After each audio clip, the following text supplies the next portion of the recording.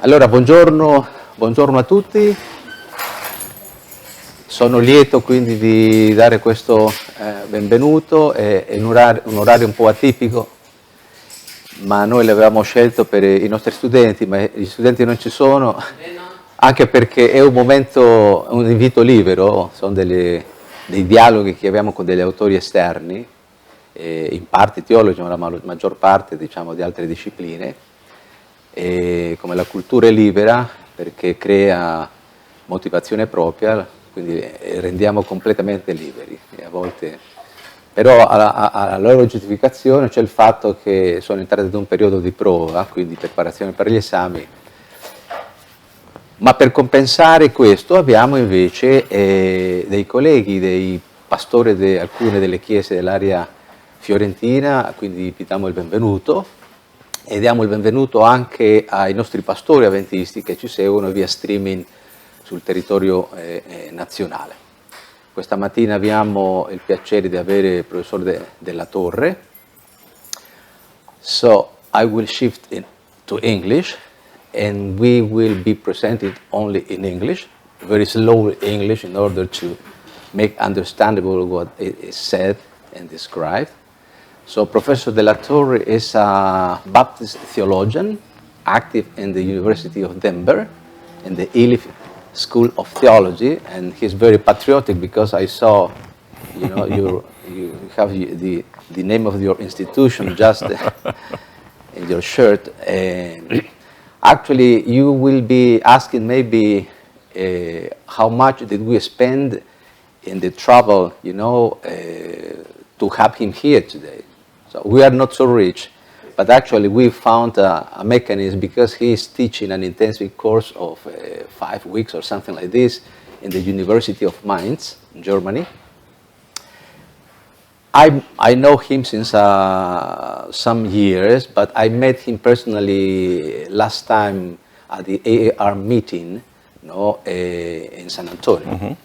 So I met him personally, but we had already planned since maybe 1 year his visit. He told me he was visiting the University of Mainz and said, why not to come here? Because it's a particular Latin, even if most of his time he has spent in the USA, he's original from Cuba, his family.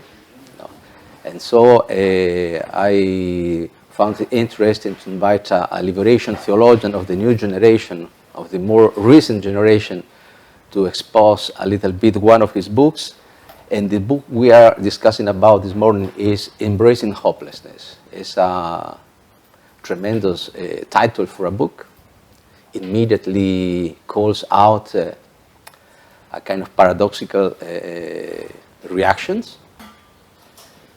And we hope that this 1 hour, 60 minutes we will be dialoguing with him will help us to catch a little bit of his perspective, because we will be relating also this to 2 other of his books. I will explain you why, because it's a trilogy, and this is the 3rd one, the one who completes all the global project.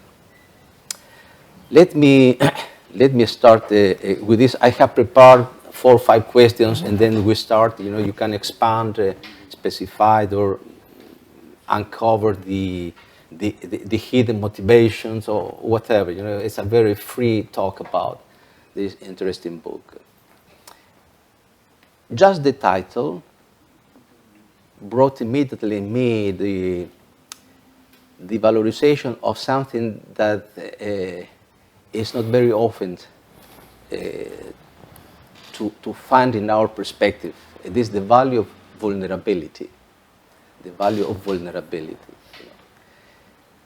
All in our scholastic system, but also not only lay, but secular, but also religious, is organized in order to be independent, to have an autonomy, to be able of, organize and control things. And describe vulnerability in the opposite sense is something that just somehow anxiogenic, bring us a bit of anxiety to us, because we would like not to have, this incapacity of the country. We would like to more or less control, Even with God, even that should be more certain, because we cannot control, with God's help can be controlled. This is the general perspective. At least in Adventist ethics, we are very Pelagian in this, Adventist. You must control your life, But Miguel describes here the hopelessness not as a defect, but as a resource. So the fact of not controlling everything could be a resource for us. So that brought me, this main thought brought me immediately in my mind a particular book that I would like to connect it. It is a book of Judith Butler and Gayatri Spivak. Judith Butler is the author of The Undoing Gender, so a very leading thinker of the Berkeley University. Actually, she was presenting a topic last week in Bologna University. I knew it because I have my daughter studying in Bologna. She told me, I'm listening to Judith Butler. And I asked her, where? Are you in Berkeley? No, I'm in Bologna. Why I'm quoting this? Because in this little book, Judith Butler says, the gold period of the controlling Westphalian state, the state who control everything, is over. There is no more the sovereign state, because the actual state is too big for little problems and too small for big problems, globalization, for instance. But she says, and that was interesting me in this case, is that the disappearance of this sovereign state goes parallel with an typical anthropology which was related to that. And this is the anthropology of the sovereign self. What we control, says Judith Butler. So I couldn't avoid of linking your book with this main idea, the anthropology of vulnerability as a resource and not as a defect. What can you comment about this first thought? So let me begin to answer that question by explaining how I began to develop this idea of hopelessness. I took a group of students to Cuernavaca, Mexico, to study the poor and how the poor influence, how the poverty of the poor is directly linked to the riches of the United States. So we went through this squatter village, people living in huts, dirt floors. And that evening, my students began to discuss what they saw. And one particular student said, these people live so miserably, but when I looked into the eyes of the little girl, I saw the hope in her eyes. And at that point, I had a epistemological meltdown. Because what I responded was, I'm not sure what you saw in her eyes, but there was no hope for that little girl. She lives in poverty. She will die in poverty. Her children will die young and in poverty, and so will their grandchildren. The economic structures of the globe are designed in such a way that there is no hope for the vast majority of the world that is oppressed. And at that moment, I began to develop this idea. So there's vulnerability that Butler and you are talking about, I believe we are so vulnerable we can control nothing. And in fact, the only way I could have hope if I have enough money that I don't have to worry about going hungry or not having a house to live in. Then I could have hope. I have middle class hope. My kids will go to college. Well, they did go to college. My grandchildren will go to college. I have hope in my future because I have the money to be able to afford to have hope. But if I'm going to be in solidarity with the poorest of the poor, I must learn to embrace their hopelessness. Also, hope is used to domesticate and control the poor. A few years ago, I went to Auschwitz. And as you know, the sign says, work will set you free. It does not.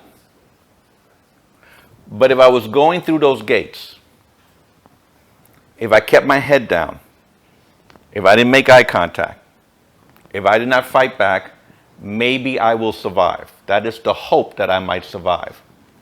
I would not. I would still be exterminated. But the idea of hope of surviving controls me and domesticates me not to do the praxis, the action that could bring about my liberation. If I have nothing to lose, that's when I become the most dangerous. So what I'm trying to do in the book is tell the vulnerable they have nothing to lose because it's already hopeless. And maybe if they embrace that, we may create opportunities and situations that might lead to a little better justice, even though we'll never get there. Okay, thank you for this first big description that is a bit provocative also because, I was reading the three blurbs that appear in the back cover, one, the Catherine Keller, then Clayton Crockett, and George Riegel. The three of them who commend your book have perceived that because they all three describe that hope has become today not part of the solution but part of the problem. And so we have domesticated too much something that in the words of Jesus was different because it was, linked to the description you are making. And in this sense, I would like to link, this description you had made to another author that immediately came to my mind. It is Martha Nussbaum. She wrote an incredible book, a lot of what she writes actually, but a particular one of them, the fragility of goodness. And in the fragility of goodness, La fragilità del bene, this translation in Italian, the original, she says actually something you suggest also in your second chapter. It says that not only the bad things are fragile because they have no consistency, but particularly the good things, the goodness, the fragility of goodness. In specific, she speaks about the big idea of Plato in the second chapter. And she criticized Plato because she says Plato actually privileged the compactness of the ideas over the incompleteness of experience. So even the idea of hope could be part of the problem and not of the solution, as we usually would be pushed to think. You know, what this particular perspective of critique of a theoretical level of ideas is important in your work. And that brings us nearer to your own perspective. Right, yeah. So, I always say my mistake is that I read too much Foucault. In where, as you know, when we talk about Plato and the idea, that is mostly, as Foucault would argue, a construction of a particular society and culture, which may have nothing to do with reality. So one of the things that I'm trying to do in the book is look at these ideas like hope, God, and try to understand how they have been defined by certain cultures and society that have the power and the privilege to make their definition of that idea dominant in the conversation.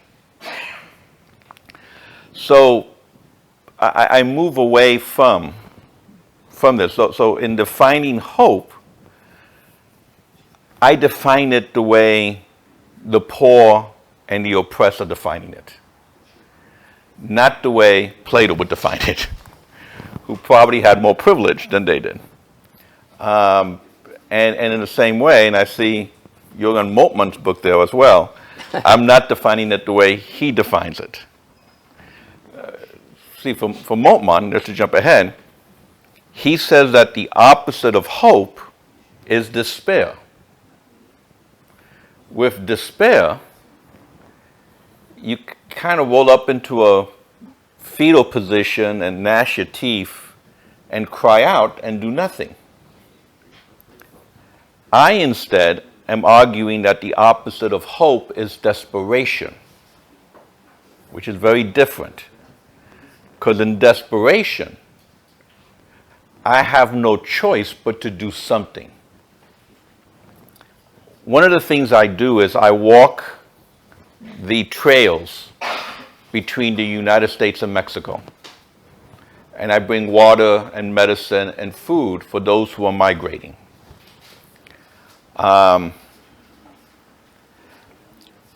They are crossing that border, which is a desert,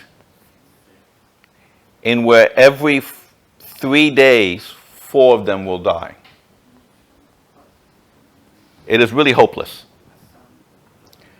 But the desperation of staying is so great that they risk their life to try to cross this border.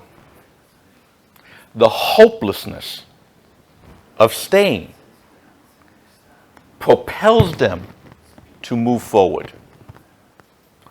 So for me, hopelessness, I think Moltmann is wrong, is not despair, where you do nothing.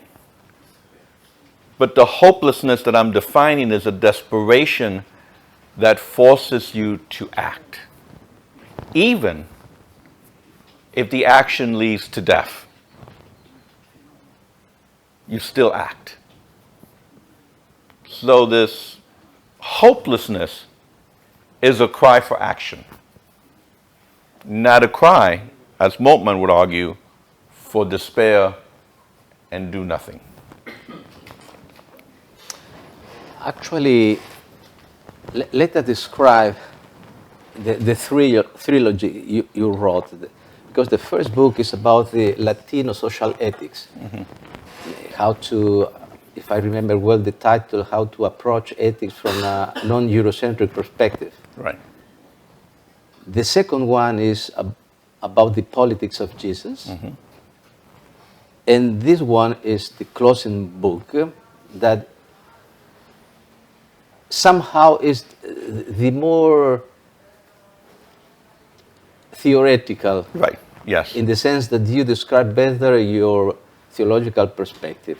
So, some people have argued that you should have written this book before the other two in order to give the perspective, and then the other two as a kind of practical explanation how the perspective, inculturates. And, right. But you oppose to that interpretation because you say that is the wrong perspective. That is not at all my own perspective. Right. Because life doesn't start with a theoretical perspective, but with the experience. Right. I have understood you correctly. Absolutely. Absolutely. I mean, one thing that liberation theology taught me is that it's not orthodoxy, correct doctrine, leading to orthopraxis, correct action, but rather orthopraxis, correct action, leading to orthodoxy, correct doctrine. So when I write that way. I don't know where I'm going to end up. So I began with the actions, with the Latino community and how they do ethics, trying to figure out how they are doing their ethical analysis. And then I try to look at the Bible and Jesus and try to understand how that, how Jesus did his ethical analysis.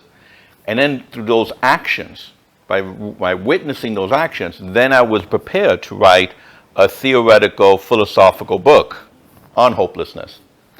So I reversed that order on purpose.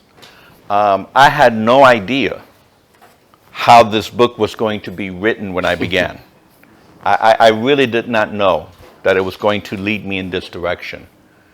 I began where people were and what they were doing, what the biblical text says, and then from that, I moved to the theorizing. And this is where it led me. Actually, that way of proceeding is very destabilizing because you don't know where that would lead you. Absolutely. It's against my character as a personal, I write little things, but it's also against my Adventist background because, as Adventists, you need to know where you are going, otherwise you are losing your time. I allow me to criticize a little bit my community, but in the positive way. Yeah. But let me quote another book. I have brought some books just to dialogue a little bit. And I would like to quote, not a theologian again, but a writer you know all very well, is Italo Calvino, for two reasons. Because Italo Calvino was born in La Habana. If you didn't understand until now that he's Cuban origin, I will ask him to open his arm. Oh. Open your arm. This is the Cuban flag. He belongs to this big, very industrious and diligent Cuban diaspora. And so you were born in Cuba, La Habana. but very early left of the States. Right. Yeah. And Calvino also was born in La Habana. And I will quote something he says about the Stendhal. He is commenting one of the Stendhal works that comes very near to what Miguel is saying, that is not the theoretical perspective, but the practical experience, the existential experience. And he says, questo metodo, you will learn some Italian now, but we hope for the best. If you speak slowly, I could pick up some of the words, yes. Okay, in his book, Perché leggere I classici? Why to read the classics? So he comments various authors here. He says about Stendhal, questo metodo stendhaliano fondato sul vissuto individuale nella sua singolarità irrepetibile, si contrappone alla filosofia, aggiungo io, quindi teoretica, che tende invece alla generalizzazione, alla universalità, all'astrazione, al disegno geometrico. I would like to say that Italo Calvino would agree with you. Yes. Perfectly. And if I understood what you said, I agree with him as well. Because it is Actually, you agree with him because he wrote that many years ago. Yeah. But I'm saying his idea of the, if I read you correctly, the universality of abstract thought. More geometrical. Yeah. Instead, Stendhal is for the particular. It's very Kierkegaardian. Yeah, it is, yes. So, and I think he's right. I think the problem with universalizing anything is highly problematic, because you're universalizing the abstract thoughts of those who have the power to put their abstract thoughts as objective, while in reality it's subjective. If I understood what you said. Sure. But actually universalizing something sometimes helps, but also puts us in the bad track. Mm-hmm. Why that helps? I have 4 children, and I have found always difficult to make 4 different rules, because you lose a lot of time. So I used to say, what is applicable for one is applicable for the other. We belong to the same family. So it's very tempting that. Mm-hmm. But this is a kind of, temptation of universalizing. Because why Linda, my daughter, should be like her twin sister, Melody? It's different. But that takes me time to pick up the specificity, the uniqueness of her own situation. And that is actually what you are trying to describe, the experience and the specificity of each particular case. But I would argue that when you universalize for your children, the attempt is to be fair and just on the rules that they must follow. Yeah. My concern is when we universalize my experience as true for everyone else. And I do that so that I could then have the power to control what everyone else does. So I do see a difference there. I mean, I also had 2 children, and I treated them the same as much as I could.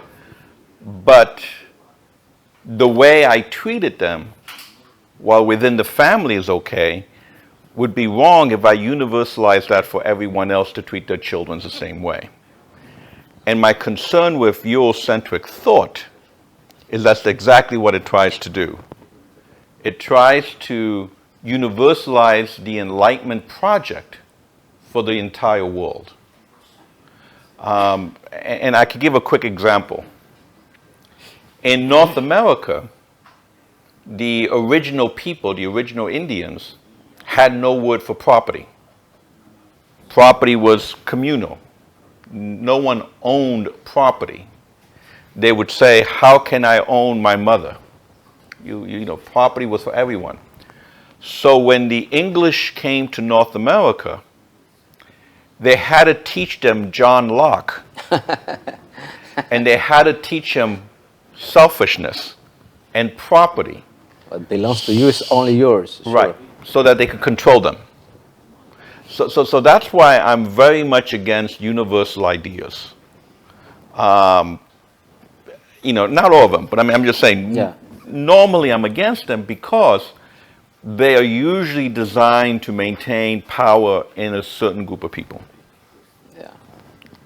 Actually, that example you give about the Native Americans who don't have the word for property brings me to comment a little bit the structure of this book. This book has 5 chapters. with provocative also titles, particular one of them that in Spanish is called Ética para joder, that means a fucking ethics. So it's a very strong. So we will ask him to explain that a little bit. So you know, it's not the first time I'm surprised with theologian, because I have read and appreciated also Marcella Althaus, and she's even stronger. So you are moderate after all. But what is interesting is that this vulnerability as a resource is manifested also in writing, in the sense that all your 5 chapters have been structured in dialogue with somebody, someone. An Asian theologian, American native theologian, no, Latin American Jew, no. Each chapter. Can you share a little bit about this process of writing in a so, you know, sharing way? Right. So one of the ideas of Latino theology is what we call it teología en conjunto, a theology that we do together. One of the things that I'm objecting to is this academic concept that only I am brilliant enough to write a book, that I could do it by myself, locked up in my own room. So to push back on that, I invited 5 individuals from different communities to talk with me as I wrote the chapters and get their wisdom in my, as I was writing. So I would literally write the chapter, I would send it to them to read it, and then I would say, what's wrong with it? What did I get wrong? What did I get right? And then we would have a long conversation. And then I rewrote the chapter and I added their wisdom into that chapter. So that the project, it's, the methodology is somewhat ethnographic, but at the same time, it's a dialogue. So in the chapter, one of the chapters, I spent a lot of time talking about God's promises. And, God does not keep God's promises to the Jews. Because of Auschwitz. Where was God? So I asked a Latin American Jewish person to help me understand, why continue believing a God that doesn't keep promises to God's chosen people? And then that richness of that conversation helped me basically write that chapter. Actually, it's the 3rd chapter with the title, No God, Only Auschwitz. No God but Auschwitz. And that's a quote from Primo Levi. Primo Levi. Right, there's no God but Auschwitz. And what that helped me then do is that it moved me to Miguel de Unamuno, the philosopher of the early 20th century, who argues you can't prove there's a God, and you can't prove there is no God. So you have to choose. And if you choose that there's a God, that's what we call faith. So I can't choose God out of some kind of proof. It's pure faith that I choose to believe. And even if there is no God, I will still choose to believe in the God that may not be there. And then that becomes foundational for me in understanding the God who may not keep promises. Certainly. There is another aspect that could be helpful also for us to understand, related to your ethics. And I will use, I hope I will not misuse, but I will use Jürgen Habermas' book about theory of politics, because this book has a particular title, L'inclusione dell'altro, no? Studi di teologia politica, the inclusion of the other. He not only says this, that there is no a political project, whatever side, right, left, that cannot consider this, because the anthropology of vulnerability is exactly that, to be in relation with somebody. But he says something provoking in this book. If we want to include the other and make that our vulnerability be related to other people with the same vulnerability, we need somehow, so I don't know if the word in English, attenuare in español, in Spanish, attenuare, it means make it lighter, attutire.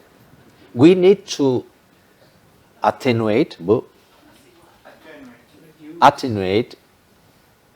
the strong compactness of the word truth. Because if we keep a strong understanding of truth, there is no possibility for vulnerability and consequence for the inclusion of the other. And so he suggests, so philosophically, not theological, but I picked this word up for my own theological project, and don't speak about the truth at the center of my theological project of what I write, but what he calls vernunftig, that means reasonable.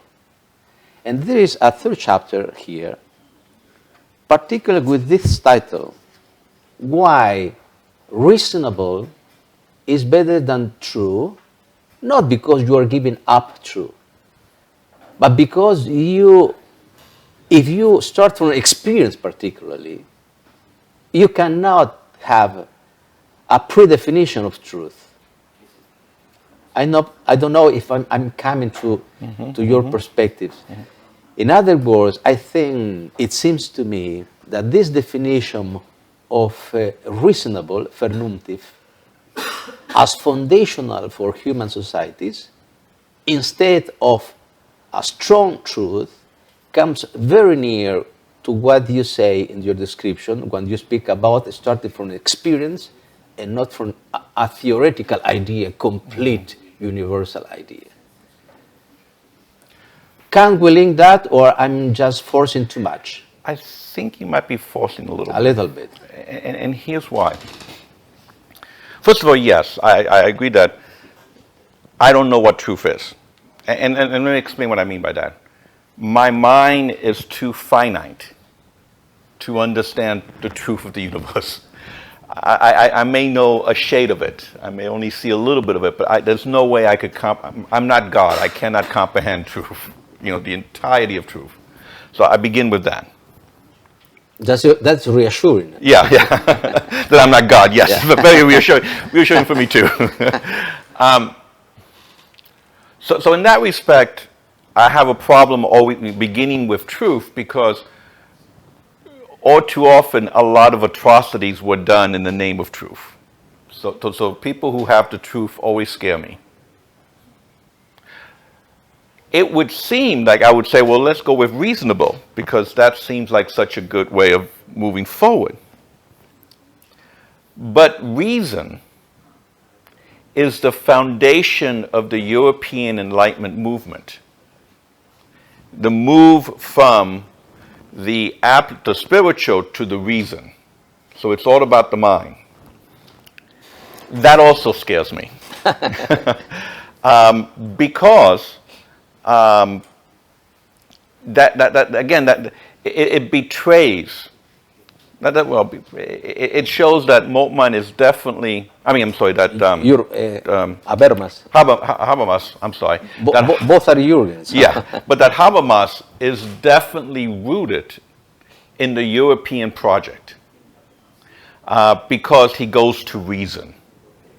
which has been which has been foundational for the Enlightenment period, which is contrary to the way to the worldview of indigenous people in the Americas, Africa, Asia. That's not the way they see the world. Not that they don't have reason. Obviously they do. But reason is just part of the entire humanity. I would like to begin with passion. And when I say passion, this passion I have for justice. My reason can lead me to do atrocities in the name of justice. But my love for humanity will see those as atrocities and would say no. So I'm not a fan of reason. Again, I do think I do have reason, but I don't want to make that center in the way I approach how I understand anything that's true.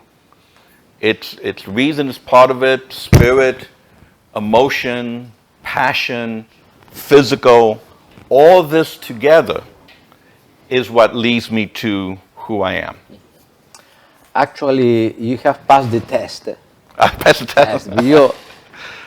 Through this answer of yours, we can understand that you are really a liberation theologian, very distrustful of this main European category, the reason, even if I presented you in the best dress, not reason, but reasonable. Right. Even there you got suspicious, and I like that.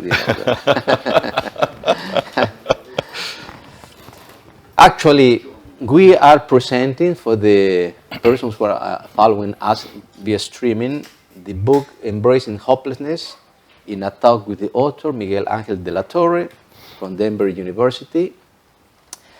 And we are approaching to the end of this first part, because after, in 5 minutes, we will have a dialogue with you. You will be able to ask questions, eventually ask him another aspects he had not been able to touch. But I would like to add another book that goes a little more in the direction you just mentioned. It is of another Cuban I like a lot, Carlos Alberto Montaner. He also belonged to the Cuban diaspora, but in Madrid. And why I like Carlos Alberto Montaner, he wrote narratives, but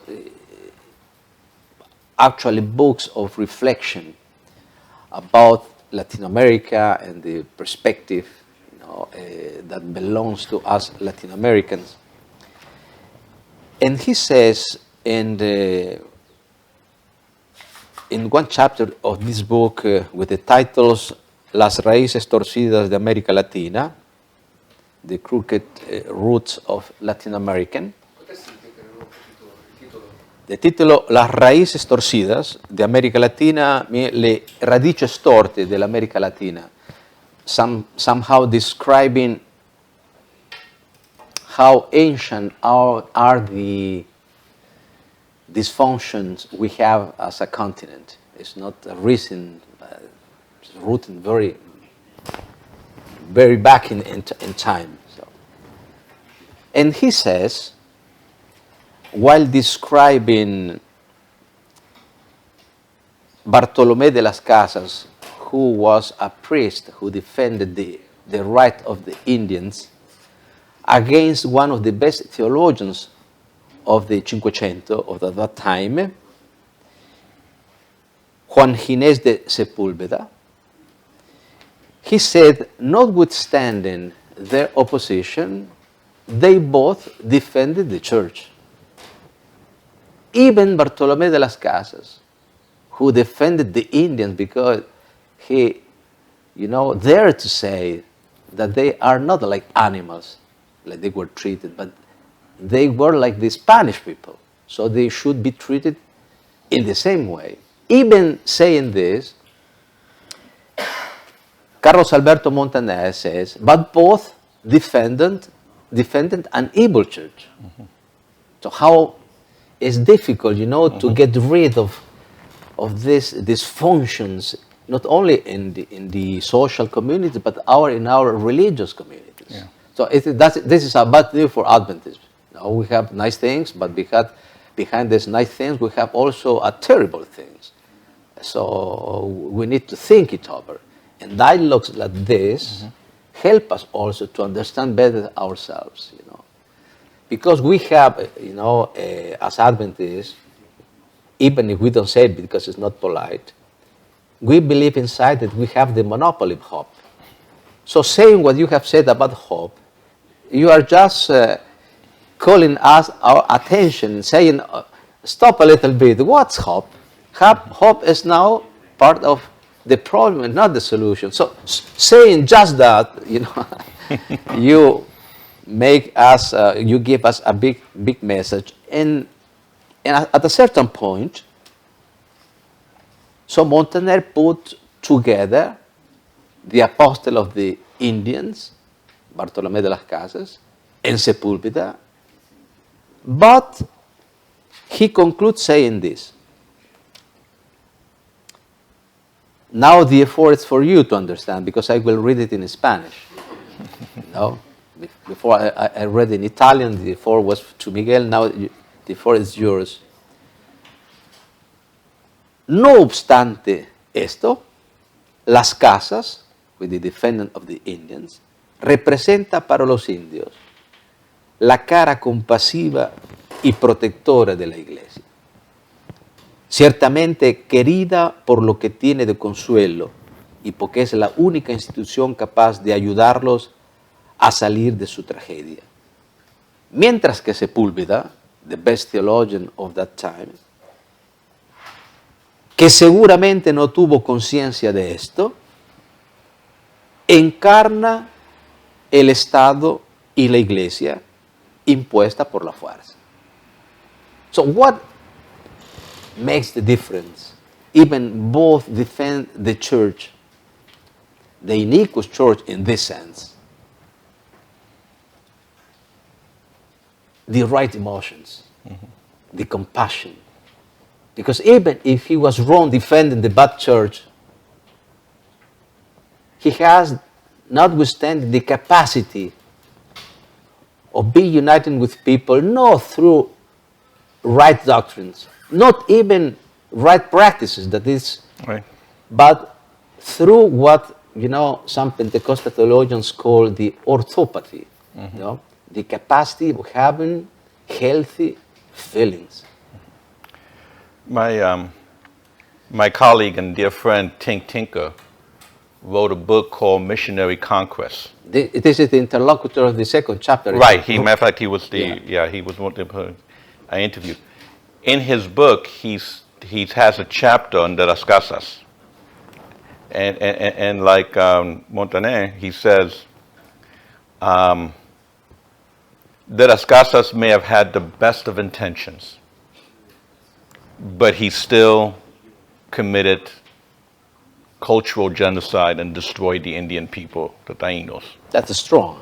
Huh? That's strong. Yeah. He said he's just as guilty of their genocide because he destroyed their culture by creating the ecumendas, the slavery type system.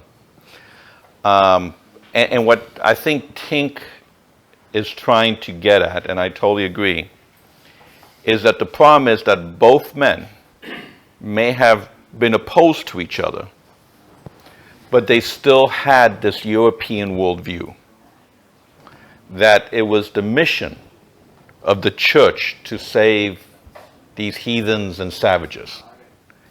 And because that was the overall world, that was the truth of the time, that was the world mission, that was the mission of the time, it didn't matter if one was friendly to the Indians and one was not. Both are as guilty of the genocide of the Indians. And this is one of the reasons why in the first book of this series, the one on Latino-Latina social ethics, I argued that for Latinos in the United States to survive, we have to reject Eurocentric philosophy and theology. And instead, we need to listen to those who are the victims of both of these Spaniards, and be in solidarity with them and try to learn their worldview. So this work of justice, at least for me, I have to decolonize my mind, because my mind is so colonized by the worldview of Euro Christianity that, like the Las Casas, sometimes I think I'm doing something good, when instead I could very much be part of the genocide. And I think that's a warning for all of us. How do we decolonize our minds? Actually, I wanted to ask him about an ética para joder, but actually he has very nicely exemplified it. Because whatever thing we say as positive coming from the West, he says is contaminated. So that is important in the sense that very often we want to help others, but maintaining the same general perspective.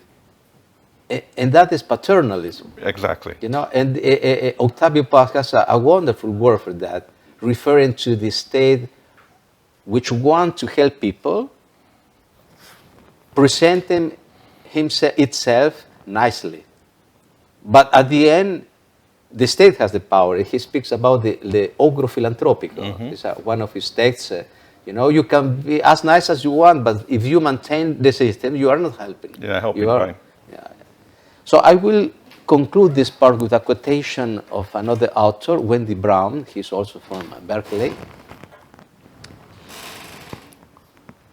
And she's the partner of, so I have started with Judy Butler.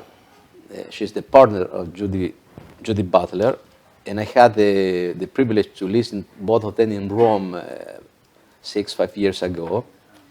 And quoting in her book, recent book, Nihilistic Times, Thinking with Max Weber, that I know that you won't agree, I know, yeah, in presidents. But she calls to a sober thinking. And that could be an acceptable call in the sense that we tend to put a lot of emphasis on reason. So call for soberness to reason is a call that, sure, she does in Western terms, because it's her perspective, but she writes this. We need sober thinkers who refuse to submit to the lures of fatalism or apocalypticism, pipe dreams of total revolution or redemption by the progress of reason, yet aim to be more than Bart Levis, the typical character of Melville, or foot soldiers amid current orders of knowledge and politics. That could be also a partner in the dialogue we have tried to build this morning. Thank you, Miguel, for this trilogy, for this book that has helped us to think a bit more about what hope is and what hopelessness could mean in a different perspective that today is necessary we understand as a new component of the dialogue. So we have now the opportunity of interact a little bit with Miguel. Those who will be able to stay to eat with us are invited to remain. You can, you know, we are eating at 1, so there is still time, but you can visit the campus, and you are invited so to stay with us for the meal time.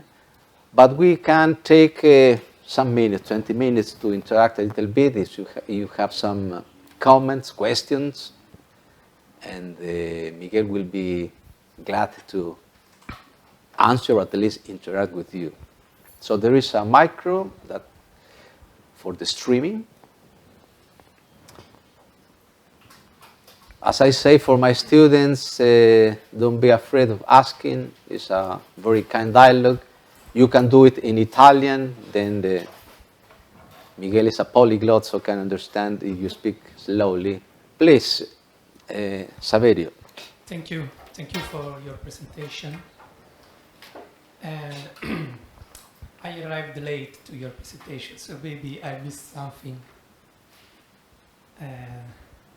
Maybe my question is a little bit repetitive. I have understood that sometimes preaching hope is the best way to keep the system, that is a system that doesn't give hope to many people, to the last. So I have understood this, but I'm not sure. I'm not sure, having understood what is the alternative, what is exactly embracing hopelessness, because I am interested in disability theology, and sometimes one of the mottos of disability theology is embracing disability. Embracing disability is stopping to fight against disability and starting to fight against ableism, which is discrimination against disabled people. But I'm not sure, having figured out what is exactly embracing hopelessness. What is the difference from giving hope? Sorry, maybe you have. No, maybe no, this question is it's just an excellent. repeating all the It's an excellent. conference. I'm not. It's an If excellent. it is an inappropriate question, it's okay. It's not a hopeless question. Yeah, no, it's an excellent question, because how do you preach this on Sunday morning? It's an excellent question. So you said you're in disability study. If I'm blind, are you going to give me hope that one day I will see? If I'm physically blind, I can never see. I mean, to do that is cruel. And what you said was, instead, you're teaching me about ableism and how society is structured to make me less than what I am because I'm blind. In the same way, I would argue that it's not an issue of teaching hopelessness. People already know that it's hopeless. I mean, when I talk about, I'll give you an example. When I was writing this book, one of my students, my teaching assistant, was a former gang member, a Latino gang member. You know, he had tattoos on his eyelids. I mean, and he got arrested, and he went to jail for about 6 months for doing something stupid. But he asked me if he could take my manuscript to jail with him, because he was helping me work on it. I said, yeah, go right ahead. And then what he did was he did a book study in jail with other gang members. They understood hopelessness. Didn't have to convince them. They didn't have to explain it. Yeah. And what the book and what he told me was, once they read that hopelessness is okay to be hopeless, then they began to think, what can we do with this hopelessness that could change us, that could change society? So there's a certain hope to this hopelessness, because it could lead to change. I believe one of the reasons that the church is dying around the world, I don't know about Italy, but in the United States, the churches, I mean, it's just, nobody wants to go to a church, especially this younger generation, is because we're feeding them fairy tales of hope. But if we're honest with them, that we're destroying the world with our selfishness and with degradation of the environment, that racism is out of control, that there's a rise in authoritarianism. If we're honest about the hopelessness of the situation we find ourselves in, I think people might be more willing to come to a church that's willing to speak honestly with them of what's going on. Not that we have a solution, but that we understand what's happening. So I argue that what we're doing now in our churches is not working. So we might as well be honest with folks and together struggle with this thing we call faith. I always say, when my students come to me, I have no answers, I just have questions. And I think that's a much better place to begin than being the church that has all the answers. Thank you. Another question, please, the micro. And then, okay, thanks. Then another. My dear brother, thank you. What you're saying is music for my ears. I'm really puzzled with what is happening right now. We tend to preach about framing people in dogmas. And what you just say, the church is failing. And when I say the church, I mean the ecclesia, the body of Christ. Mm-hmm. Yesterday afternoon, I was just mentioning the fact that we are so proud of what we do represent. Trademark. Oh, my trademark is better than yours. Mm-hmm. But I just think about water is. Water is the perfect example of what my faith in Christ could be. It's not important the container, but is what is in it. Is water. You can have a square container, you can have a bottle, still water is there. And the problem is that today, you're right, we are so proud and so close in our citadels, defending, and we miss out. When you speak about hope, is a hope that is my hope is different from yours, from my brother there, but it's still hope. And it's interesting what Jesus did. And this always struck my mind. He says, well, yeah, I'm not here to abolish the law. I'm not here to abolish the dogmas. But I say, love your God and love your neighbor. And every time he interacts with another human being, what is interesting is that he looked in the eyes and he loved them. And the response was, yes, your faith saved you. You're right. Hope is something, or hopelessness is something that drives us to action. And I think what we can do, what we can rediscover is the sense. Sometimes I make a difference between in this sentence, knowledge will make you free. But I say, well, consciousness of knowledge makes you free, because knowledge is not enough. Because knowledge can force and can manipulate the freedom of others. So anyway, thank you. I am eager to know more about your book. Thank you. Thanks Yeah. a lot. Wanted to comment? I totally agree. It's not about the bottle, it's about the wine inside the bottle. Yeah.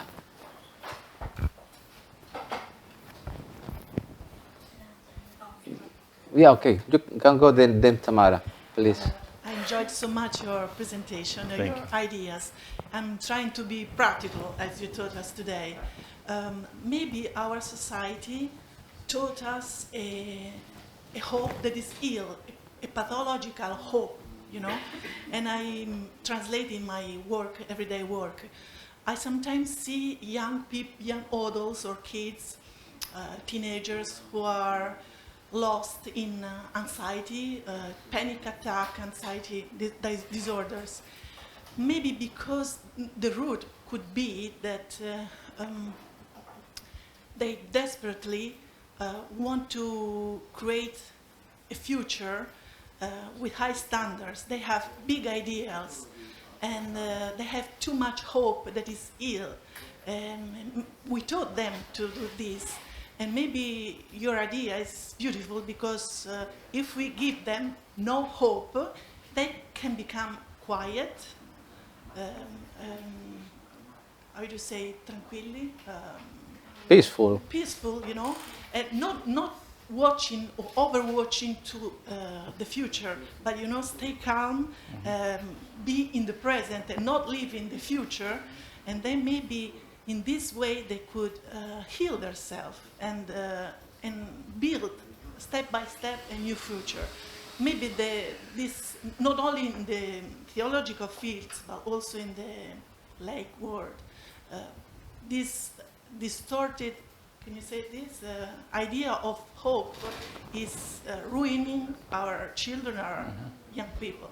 Yeah. And so I thank you for this Yeah. good idea. Mrs. Ferretti is a physician, so she was making allusion to panic attacks and so on. Yeah, I'm Yeah, not you I'm not a physician. I'm not a psychiatrist, so I hesitate to comment on something that's not my area of expertise.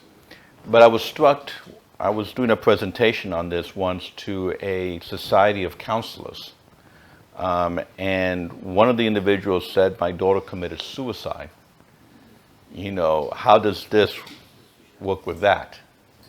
And I began by saying, again, I'm not a psychiatrist. I can't speak on that, but I can't help but wondering that maybe what people need to hear is that they're right. It is hopeless.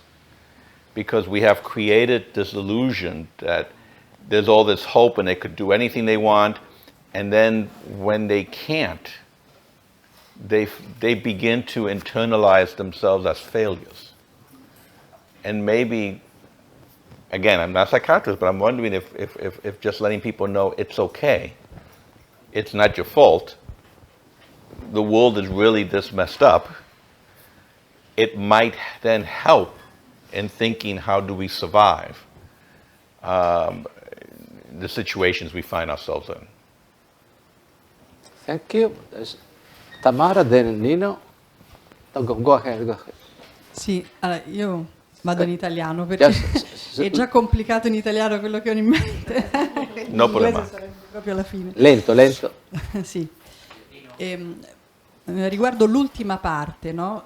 Diceva una frase che mi ha colpito: devo decolonizzare la mia mente. Allora, questo processo di decolonizzazione, legittimo, può avere però un rischio nel diventare radicale e e compromettere, tra virgolette, il cristianesimo da un altro lato. Nel senso, questa critica all'Occidente legittima, no? Di un Occidente che è stato impositivo e di un cristianesimo che è diventato dominio, può sortire l'effetto, può condurre a rigettare il cristianesimo o a recuperare degli elementi della cultura originaria che lo rendano sincretico, in un senso però che noi diremmo negativo, cioè di perdita del cuore del cristianesimo. Non so se... If I understand correctly, you're talking about, in the last part of the talk, when I talk about the decolonization of the mind, Sì. part of that colonization is Christian, and how do I legitimize?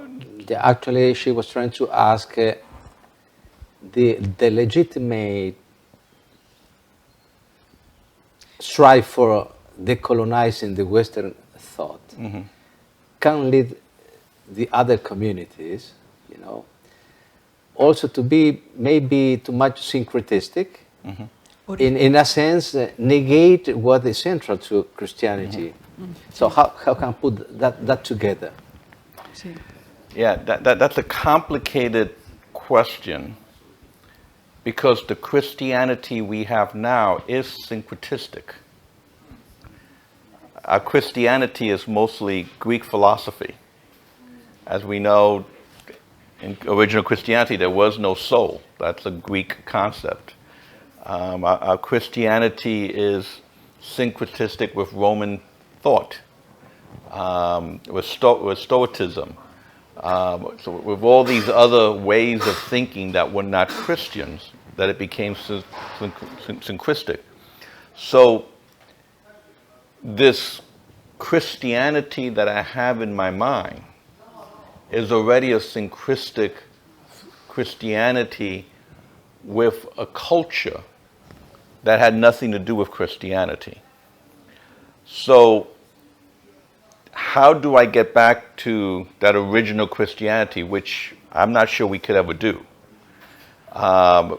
Because, so, you know, what would have happened if Paul, instead of making a left turn to go into Europe, made a right turn and went into Asia?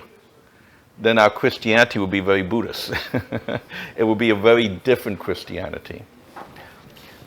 So the question then becomes, if I'm going to choose to be a Christian, how do I understand this Christianity from my own culture, from my own perspective, and not the one that was imposed upon me or upon my people? So for me, and we haven't talked about that last chapter, I bring into the conversation some of the cultural symbols of my culture. Specifically, the Afro-Cuban Orisha Elegua, which is a trickster. So how do I do ethics as a trickster, which is part of my culture? Jose Marti once said, nuestro vino de plátano, y si sale agrio, sigue siendo nuestro vino, which translates as, we will make our wine out of plantains, and even if they come out sour, it's still our plantain. So I'm going to make Christianity out of my plantains, out of my culture, and it doesn't matter if I get it wrong, because it belongs to me. Because everybody else got it wrong. So I'd rather deal with my errors and not someone else's errors. And that's how I'm trying to decolonize my mind, which is not easy, because I always find a pull to what I've always been taught. So actually you're saying that my own experience put together with the gospel will bring something that can be wrong for others, but it still is mine, and there is no reason why this, my eventual error, should be worse than the other errors. Right. I mean, so I have the right, as the other people, to make my own mix. I'm legitimate to that, and then when I perceive eventually something that I need to correct, I will do that, but still I have the legitimation to inculturate the gospel in my own context. yes. With just one caveat. It's not an individualistic project. It's a communal project. So it's not me alone deciding this is how I'm going to do Christianity. It's my community together wrestling with these issues. And we will get it wrong. But then again, a lot of Christianity right now is wrong because of the influences of other cultures, because of the syncretism of the different cultures they went through. Actually, European Christianity was very, very fearful always of syncretistic Christian experiments, without knowing that they were already syncretistic very much, you know. And because tell me about the blonde Jesus. Right. And their syncretism, unfortunately, connected Christianity with colonialism. So the connection of Christianity and colonialism created a Christianity that I reject, because it's a Christian, my conquistadors ancestors, had an understanding of Jesus that scares me, that I think was very wrong. That either you convert to Christianity or you die as a heathen. I mean, I reject that type of Christianity. So my ancestors got Christianity wrong. So why should I continue to do Christianity the way they did? How do I begin to, for me, the community that I'm trying to understand Christianity from is the poor, the oppressed, the people who, I think Jose Marti also said, a glass of water and a piece of bread never lies to the poor.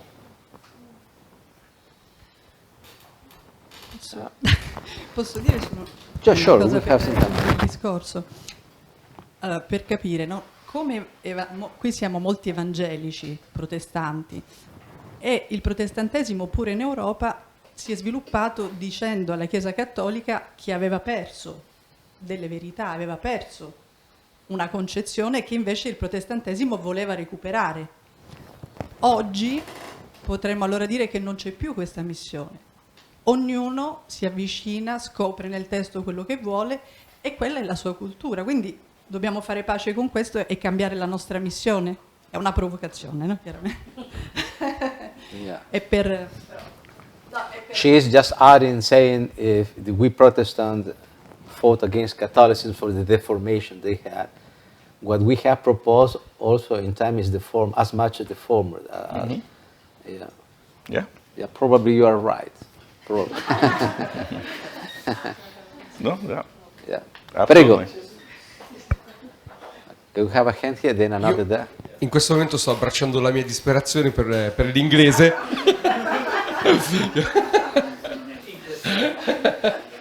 L'ho abbracciata proprio a piene mani, quindi dirò insomma in italiano il mio pensiero e anche una domanda.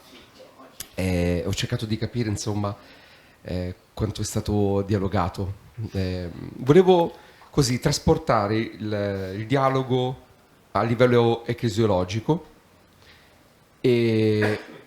perché nella mia esperienza pastorale ho intuito, forse anche a sostenuto dall'Apostolo Paolo, che nel momento in cui una Chiesa tendenzialmente manifesta solo il credente duro e puro, forte, pieno di certezze, convinto, paradossalmente è una Chiesa debole. Debole perché i rapporti non sono veri, debole perché si mostrano delle maschere, debole perché si mostra ciò che non si è. Invece altre volte ho servito delle chiese in cui, dal mio punto di vista, si è abbracciata la disperazione, si è andato incontro, si è apprezzata la disperazione. Quindi persone che hanno manifestato la propria debolezza nel fumo, per esempio, la dipendenza, nell'alcol, persone che hanno manifestato la propria debolezza nei rapporti coniugali, e la Chiesa che ascoltava non ha giudicato, ma ha accolto, ha pregato, ha sostenuto, ha amato. E ho visto una Chiesa che nella debolezza è diventata più forte. E mi sembra che l'Apostolo Paolo in 2 Corinzi capitolo 12, che parla dell'uomo credente, forte, le visioni celesti, dice: di quell'uomo mi potrei vantare ma non lo faccio. Mi potrei vantare ma non lo faccio. mi vanto piuttosto dell'uomo debole, no? E quindi la parte più carnale, la parte più bassa, diciamo, di se stesso. Almeno mi sembra che voglia dire questo l'Apostolo Paolo. Ecco, possiamo dire che paradossalmente una Chiesa che si struttura nel suo contesto, al di là delle verità assolute del cristianesimo, ma appunto sulla debolezza, è la Chiesa di Gesù Cristo, perché la Chiesa di Gesù Cristo si fonda su una croce, quindi sulla sofferenza. Non so se mi sono spiegato. He was, I'm only helping that one. yeah. He is comparing this kind of Christianity, very militant, convinced, believers who are certain of what they know. But very often, behind that, we find a terrible weakness, you know, that is very, very much covered by this militancy. You know?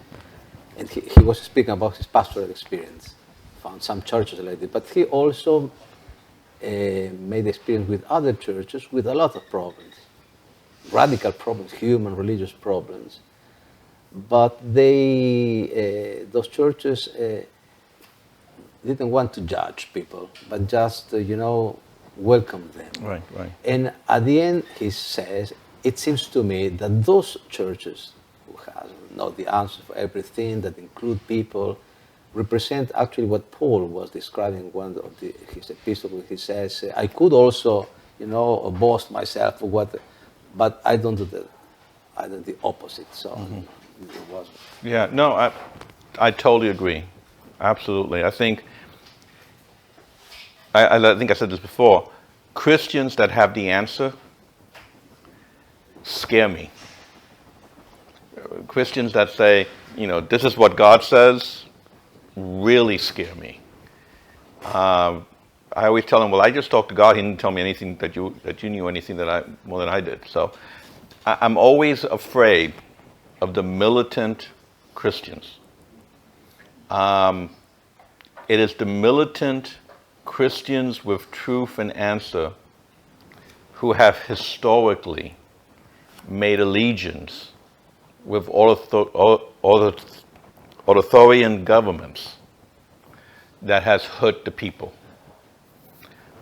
I, like yourself, I prefer Christians who don't know the answer, who are constantly searching, who are struggling with all kinds of personal problems, because they're real people. And then together we learn to struggle. So I agree with you 100%, yes. Thank you, Nino, for a question here, then... My question is fast, it's pretty quick. I wanted to join with Tamara. The idea of take out there's an author, Reb of Lubavitch, that spoken about the captivity of Israel. He said that it was more difficult for God to take out the captivity out from the mindset of Israel than take the Israel out of captivity. And sometimes it's similar even nowadays with some kind of ideas that we receive from others. So it's a kind of freedom in something, but we start thinking in the mind of that one who gave us that idea, and not without freedom. I spoke even about the Latin America. It was more by your personal experience. It was the same as Israel, that it was more difficult to take out the colonizators' mind out from Latin America, or was similar, or was different in that case. By my perspective, like an Adventist lives actually that idea of being colonized by American Adventism, and we live in that perspective of American Adventists, but we try to make our Adventists. So sometimes we do it better, sometimes we do it worse. So, like that. Thank you, Abraham. Thank you. So you can comment. No, I'm. So you can say whatever on Adventism also. That is a law here. No problem. No, but unfortunately, American Adventism and American whatever is very powerful in the shaping of minds. And you're right, it's very difficult to avoid that. Thank you, Abraham. You can pass the marker here. Grazie. Si sente? Yeah, it's for the registration only. It is not. Non è necessario. Not really effect. Sì, va bene. Ringrazio anch'io per questa opportunità che mi è stata data di essere qui con voi, grazie all'autore di questo libro che mi interesserà leggere. Diciamo che sono su un altro piano, ma che è parallelo, no? Stamattina, ascoltando la radio, io ascolto una radio che è in network con la Radio Voce della Speranza, e si diceva che è la giornata internazionale delle api. Oggi, verifichiamolo. Le api che sono minacciate ovviamente da tutto l'inquinamento del nostro mondo, e minacciati sono ovviamente gli ecosistemi, la biodiversità, insomma l'intero pianeta, no? Chiaramente. E gli autori, diciamo, del programma vanno a scovare delle canzoni che possono, diciamo, collegarsi, no, ai temi del giorno che propongono, e hanno trovato questa canzone di un gruppo che ha un titolo molto strano, molto particolare, Eugenio in Via della Gioia, e il titolo della canzone è La punta dell'iceberg. In poche parole loro si domandano, con ironia ma anche ovviamente con un senso della drammaticità del presente, si domandano come sarà il mondo nel 2050, che dicono non è che sia proprio tanto lontano, il 2050, una trentina d'anni e ci siamo, e passa presto, e quindi con ironia sì, ma anche con il senso dell'urgenza, ecco, ci dicono, cioè ci pongono anche la domanda, no? Come sarà? E quindi, ecco, io sono rimasta molto colpita di tutto, ma naturalmente delle parole delle quali è stata fatta una distinzione in inglese, no? Despair and desperation. Vorrei trovare un corrispettivo in italiano, se ci fosse, non lo so, o forse non ce l'abbiamo. Le parole per dire despair and desperation sono uguali o sono differenti? Per cui certamente il despair ti lascia così, ti lascia rassegnato, ti lascia senza fare niente, o comunque, e quindi infatti si diceva stamattina facciamo ancora troppo poco, no? Per quanto riguarda gli stili di vita, eccetera. Vabbè, sappiamo che sono cose gigantesche, non dipendono solo dagli stili di vita personali, ma poi le politiche, eccetera, eccetera. Mentre la disperazione comunque è un grido all'azione e che ti spinge e che ti dovrebbe spingere ad agire comunque, anche se non sapremo se la vita veramente sopravviverà o se sarà distrutta. Ovvero, il pianeta, hanno detto, continuerà, certamente si adatterà, non sappiamo se noi sopravviveremo insomma, ecco. Non lo so, sono rimasta molto interessata anche da questo che ho ascoltato stamattina e quindi mi sono permesso di fare un collegamento. Comunque grazie, e se qualcuno poi mi può dire anche le parole, se c'è I could see a little bit of hopelessness in Miguel's eyes, because he thought to understand Italian, but while you were speaking, he said, oh, I have understood very little. Actually, it was a complicated. But essentially, she says, you know, she appreciates a lot this distinction between despair and desperation, but somehow enlarge a little bit, because today it seems is the International Day for Bees, the insects. You know? And after some studies have been made, the perspective we have, considering the environmental pollution and so on, not only the humans, but the bees and other, there is a very difficult situation for 2050, you know. So how could you add, in addition to your description, but in a more ecological terms also, not only the desperation of the human, but also desperation and despair in the ecosystem? Yeah. Humans are a virus on the earth. And maybe the best thing for the earth is for us to go to extinct. And I'm not trying to be funny. The planet will survive without us. It survived millions of years before we came along and will go on for billions of years after we're gone. And maybe the best thing for the earth is for us not to be around anymore.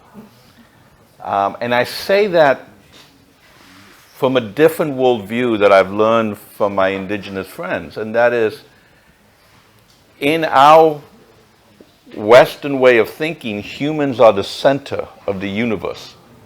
We're just a little above the angels, the Bible tells us. We're the center. So everything revolves around us. But in fact, we are no greater and no less than the insects or the birds or the animals. We are all creatures created by God who share this planet. And to put ourselves in the center is a tremendous privilege that we have to do that because of reason. The best thing for the earth may be for us not to be around unless we change and we learn from our mistakes, and then we start taking care of creation. Then we earn the right to stay around. So I've written a few books on environmental justice. I'm very concerned about the future. But I'm more concerned with order of creation, not just, when I say I'm concerned about the future environmentally, I'm concerned about order of creation, not just the humans. I'm also concerned about the plants and the animals, which we are constantly destroying. Humans are a very genocidal species. And maybe, so yeah, I am hopeless because I don't think we're going to change. Okay, with this perfect word of helplessness, we can say thanks to Miguel. Thank you for having me. Actually, the theological faculty has this cultural center, CHECSU, a cultural center for human and religious sciences, that organize these meetings, and from time to time we also give books in order to promote, the reading and so on. And we wanted to offer the pastor here present Miguel's book, but I woke up too late, because when last week I wanted to order, they could arrive in 15 days. So we didn't have your book to offer. So I have substituted that with another book, that is not such a viable book, but all the pastors who are here, this is a book of mine. So sorry for that. But since we said to the pastors that we would give a book, so at least you bring home some.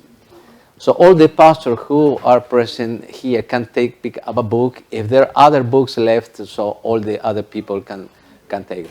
So we thank Miguel. We wish you the best for your. Thank you for having me. He is a big walker, because he just went to Pompeii, just walk I went to the train station and I expected to see Miguel with big luggage and so on. Nothing. She had just a little backpack. That's it. And he told me that after teaching his intensive in the Mainz University, he's meeting his wife in Spain, and they are doing half of the way to Santiago de Compostela. So a big, you know. So thank you, also you all, and all those who want to remain to take the meal together can do it at one. So nice to meet you, and nice to having you here.